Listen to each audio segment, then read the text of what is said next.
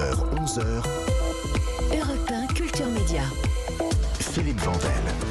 Bonjour Jean-Christophe Granger. Bonjour. Romancier, on vous connaît pour vos romans à succès. Le mot est faible, Le vol des cigognes, évidemment, L'Empire des loups, Le jour des cendres, où il y a un an, Les Promises. Vous êtes traduit dans une trentaine de langues, vendu à près de 10 millions d'exemplaires. Vos romans ont quasiment tous été adaptés au cinéma ou à la télévision. Et vous êtes avec nous aujourd'hui parce que la 4e saison des Rivières pourpres est sur France 2 en cette rentrée. Ça a démarré lundi dernier.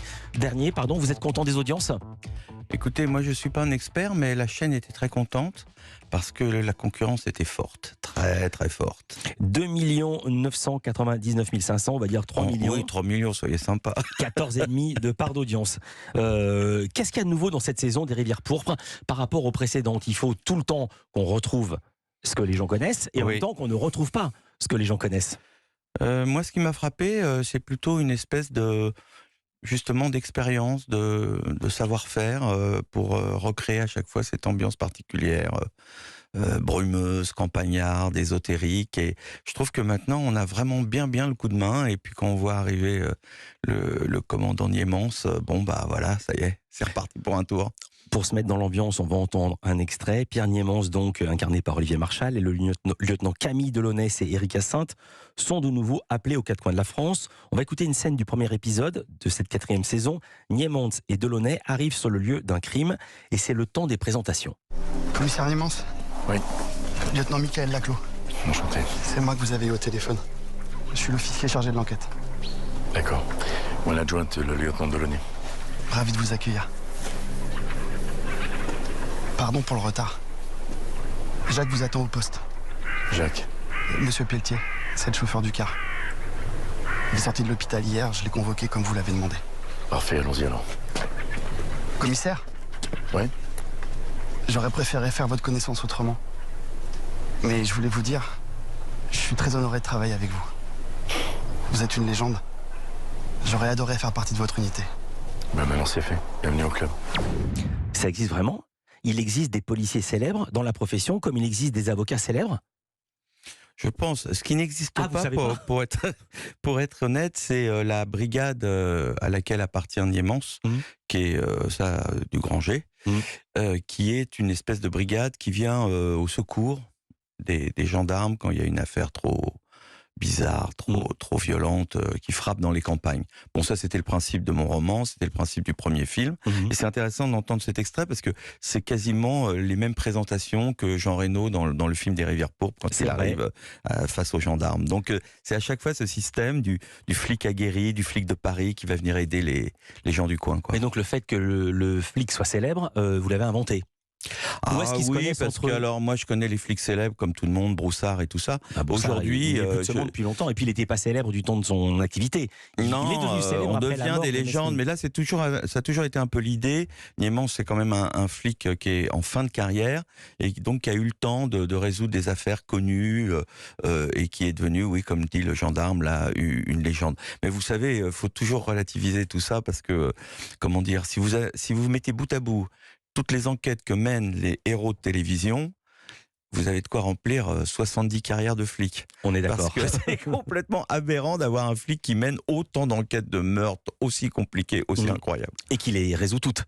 Bien sûr. Et qui se plante jamais. En un épisode. En 52 minutes. Jamais en 51, jamais en 53. Toujours en 52 minutes. On entend les corbeaux, à moins que ce soit des choucas, donc on comprend qu'on n'est pas à Paris. Vous l'avez dit, chaque histoire nouvelle débute de la même façon. Les enquêteurs de Paris vont aider les gendarmes dans des coins plutôt isolés. Qu'est-ce que ça raconte des relations Paris-province ? On n'a plus le droit de dire province-région. Alors vous savez, ça aussi c'est légendaire, la rivalité entre les policiers et les gendarmes. Mais par contre, ce qui est vrai, c'est que c'est vraiment deux entités très distinctes. Donc c'est là où la fiction joue. Je pense pas que dans la réalité, on puisse imaginer des flics, des policiers donc qui aident les gendarmes. C'est soit les gendarmes, soit les policiers. Mais moi j'ai toujours aimé ça et je me souviens, alors il y a maintenant longtemps, il y a 24 ans, quand j'ai écrit Les Rivières pourpres, j'étais très heureux justement de mettre en scène, et c'était une des premières fois, des gendarmes avec leur blouson bleu, là, avec la rayure blanche. Avec l'estafette Renault. Voilà, et je trouvais ça très exotique. Elle n'est pas du tout télégénique, cette estafette Renault. Non, et mais donc c'était une des premières fois où on la voyait. C'est devenu, et après Mathieu Kassovitz, dans le film, on a fait vraiment une sorte de l'armée des des ombres là qui montent la montagne, et j'étais très heureux de voir un souffle épique chez les gendarmes. Tout autre décor, on va se retrouver dans un milieu d'artistes, de génies maudits, au milieu de toiles et de peintures de sang. Écoutez.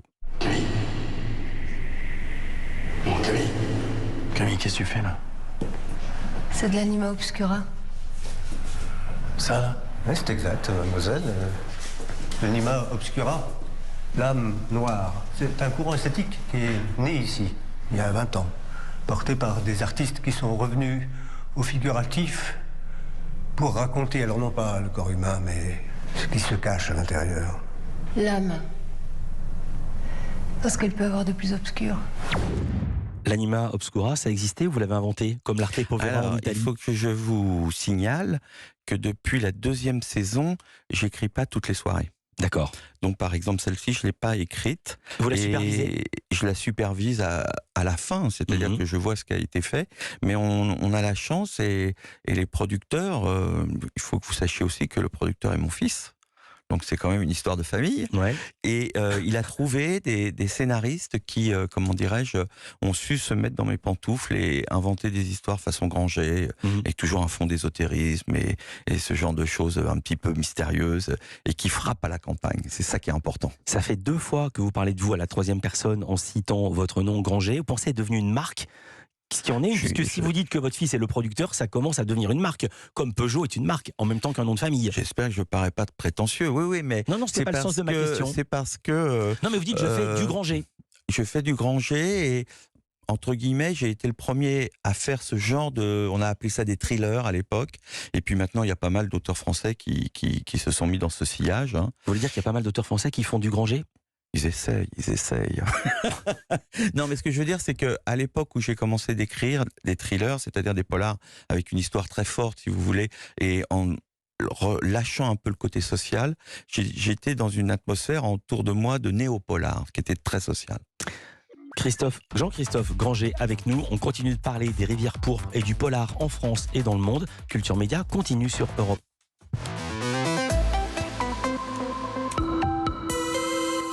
Retour avec Jean-Christophe Granger qui signe ou qui surplombe ou qui entoure ces rivières pourpres. La nouvelle saison, la 4e, qui a démarré lundi dernier sur France 2. C'est quoi votre rôle exactement? Vous avez écrit certains épisodes, vous avez corrigé les autres, comment ça se passe? Et selon mon inspiration, j'écris 1 ou 2 soirées, et puis d'autres scénaristes imaginent des histoires façon Granger, et en réalité... Pour dire vraiment la vérité, je fais confiance aux producteurs qui ensuite supervisent tout ça et qui sont un peu les gardiens du temple. Vous avez écrit une Bible. J'explique ce qu'est une Bible. C'est quand on dit tel personnage, voici qui étaient ses parents, voici où il habitait, il peut faire ça, il peut pas faire ça, il boit tel type de boisson, il ne boit pas ça, il fume tant ou il fume pas. Il y a la Bible, en fait, elle était naturelle puisqu'elle était dans mon roman, et puis ensuite dans le film.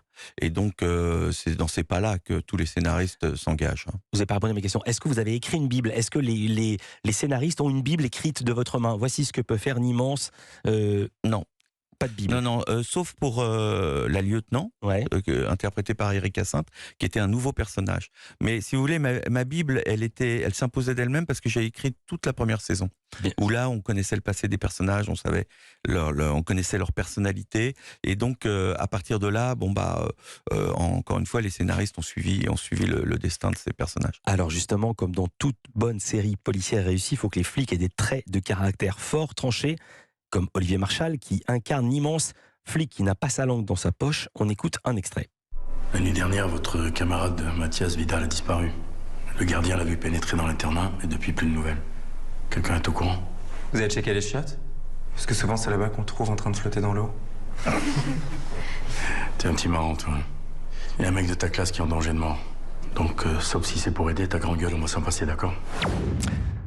Lorsque vous écrivez les dialogues de la série, vous pensez à un comédien, à Marchal, Olivier Marchal, à sa façon de parler? Comment ça se passe? Eh bien, justement, alors Olivier, au fil des saisons, il a endossé ce rôle, et maintenant il insuffle du Marchal. Niémance, maintenant, c'est 50% Granger, 50% Marchal. Et donc, ce genre de réplique, souvent, ça vient de lui-même, si vous voulez. Il est assez inspiré. Quand il mène l'enquête, oui, c'est Olivier qui mène l'enquête. C'est-à-dire qu'il y a un texte, Et puis Voilà. après, il peut en faire un autre, un peu comme Corinne Maziero dans Capitaine Marlowe, sans vouloir comparer les deux manières de travailler. Quand la personnalité est très forte et quand, comme Olivier, il a lui-même été policier, il connaît vraiment la musique, on peut lui laisser évidemment toute l'attitude pour improviser. Olivier Marchal a été policier, mais vous, Jean-Christophe Granger, vous avez été journaliste. En quoi est-ce que ça vous nourrit, ça vous aide pour écrire des enquêtes policières ? J'ai toujours, surtout dans mes romans, le soin du détail, le soin de l'information qui peut passer au fil de l'enquête. Et ce que je dis toujours, c'est que mes lecteurs prennent toutes ces informations que je glisse dans mes livres avec vraiment grande force, parce que la lecture d'un thriller est une lecture très attentive. Vous êtes sous tension, c'est haletant. Et donc tout ce qu'ils peuvent apprendre dans mes livres à l'occasion de digressions ou de détours, c'est quelque chose qui les marque en profondeur. Et souvent on me remercie d'avoir justement décrit tel ou tel univers. Puisque vous parlez du temps long de la lecture, c'est épais un thriller, ça se règle pas en 120 pages. Ils font combien les vôtres habituellement ? C'est de pire en pire, là maintenant je suis dans le 700, le 800. Parce que vous pensez qu'il faut développer autant de choses, ou est-ce que plus aucun, ça arrive beaucoup quand les auteurs vendent beaucoup et deviennent des stars, plus aucun éditeur n'ose lui dire coupe ça, coupe ça, coupe ça ? Peut-être qu'on n'ose plus rien me dire, ça je sais pas. Non, est-ce que vous avez un éditeur qui vous coupe ? Qui coupe des passages du texte? Non, qui me corrige, qui me note des répétitions, des maladresses de style et des choses comme ça. Mais sur la structure, non, on touche plus tellement mes livres. Ce que je veux dire simplement, c'est que je m'oriente un peu vers le polar, entre guillemets, historique, en tout cas à des époques différentes de la nôtre. Et alors ça implique un souffle, un décor, une description un petit peu de l'époque qui prend des pages. C'est pour ça que mes livres sont plus gros maintenant. On va raconter ce que vous faites en ce moment et le prochain roman qui va sortir sur lequel vous travaillez. Mais d'abord, je vais rester aux Rivières Pourpres, puisqu'on parlait de ce temps long. C'est une série de 8 fois 52 minutes, 4 histoires de 2 épisodes chaque lundi. Pourquoi ne pas avoir fait une longue enquête qui soit la même et justement qui court sur un long souffle ? Alors, parce que c'est un choix de production, évidemment. Oui, moi, par goût, je préfère les histoires comme ça, par soirée. C'est conseillé. Je trouve que les séries, d'ailleurs, j'en regarde plus, sont assommantes de longueur. Et avant, je défendais ça. J'ai défendu à une époque Nip Tuck, qui était pour moi du Tolstoï, mais à Miami. Et maintenant, je m'aperçois que je regoute le plaisir d'avoir un film en 1h30 compact, qui raconte vraiment une histoire. Parce que c'est trop chronophage. Vous avez trop chronophage. Ou est-ce que la qualité des séries a baissé ? Et moi, je trouve que la qualité des séries a baissé, oui, grandement. Mais c'est normal parce que la multiplication des séries est complètement étourdissante. On a des séries partout. Et je trouve que quand elles racontent une histoire sur plein d'épisodes, c'est un peu long, c'est un peu répétitif, c'est un peu mou. Comment faites-vous pour vous démarquer ? Puisque si vous regardez beaucoup de séries ou il y a beaucoup de films, vous vous dites ça je peux pas le faire, ça je peux pas le faire, ça je peux pas le faire, ça je vais pas le faire. Qu'est-ce qui vous reste ? Comment on se démarque ? Je vais vous répondre simplement, il reste mon imagination. Moi, je m'accroche plutôt à ce que j'ai envie d'exprimer, à l'univers que j'ai dans la tête. Et les Rivières Pourpres, c'est un bon exemple. Il y a une espèce d'univers qui est à chaque fois, qui revient à chaque fois. Et ce qui me fait très plaisir, c'est que on a tendance à penser maintenant que les gens aiment que les feel-good movies, les feel-good séries. Eh bien, avec les Rivières Pourpres, on peut pas dire que c'est du feel-good. Hein. Et ben, les gens sont contents, ils y retournent. On va recevoir dans quelques instants Bertrand Huskla, le fondateur de Brut, qui est dans un film Jumeaux mais pas trop, qui dit justement « Je n'en peux plus de cette bienveillance à tout crin et tout doit être feel-good ». Vous partagez le même avis. Sur quoi travaillez-vous en ce moment ? Parce que justement, vous parliez d'histoire. Racontez sur quoi vous travaillez. Le prochain Granger, ce sera quoi ? Là, je finis un livre qui se passe à la fin des années 60. Donc en mai 68, puis un peu plus tard, où l'enquête traverse l'univers des hippies, qui est un univers que j'adore, que j'ai pas vraiment connu parce que je suis trop jeune. Mais vous aviez quel âge en 68 ? J'avais 7 ans. Ah oui, donc vous n'étiez pas encore en pack et pas de pétard. Mais j'ai connu cette époque, si vous voulez, la fin de la comète, où on était encore un peu hippie, un peu baba, mais l'âge d'or était terminé. Et ça fait très longtemps que je voulais écrire un livre sur cette époque, et aussi sur l'Inde, qui est un pays que j'adore, que je connais bien. Mais ça va être un polar ? Bien sûr, c'est une enquête policière à travers cet univers et qui met en scène, si vous voulez, les religions indiennes qui sont très compliquées. Merci beaucoup Jean-Christophe Granger. Je rappelle les 2 prochains épisodes des Rivières Pourpres avec Olivier Marchal et Éric Hyacinthe.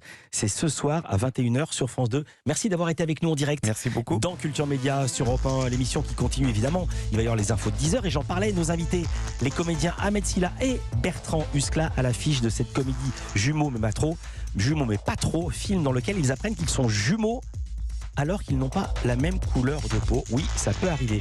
Et puis dans les indispensables, Stéphanie Loire va nous parler du chanteur belge Tamino qui mélange les influences rock, pop et orientales. Et puis Jean Z nous parle d'un doc qui retrace l'incroyable histoire de petits actionnaires qui ont fait trembler Wall Street. Jean-Luc Lemoyne arrive aussi pour sa session de rattrapage. Quel programme? À tout de suite sur Europe 1. Culture Média sur Europe 1.